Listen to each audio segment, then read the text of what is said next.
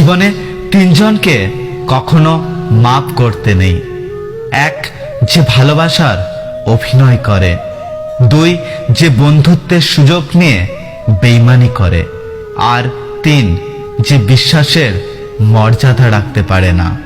সম্পর্ক যদি মন থেকে হয়, ভাঙতে চাইলেও ভাঙবে না। সম্পর্ক যদি স্বার্থ দিয়ে হয়, তাহলে জুড়তে চাইলেও জুড়বে না। মানুষ অন্যের দোষ দেখতে পেলে বিচারপতি হয়ে যায়, আর নিজের দোষ ঢাকার জন্য উকিল হয়ে যায়। সুখ নয়, আমি দুঃখতেই খুশি। সুখটা তাকে দিও প্রভু, যাকে আমি ভালোবাসি।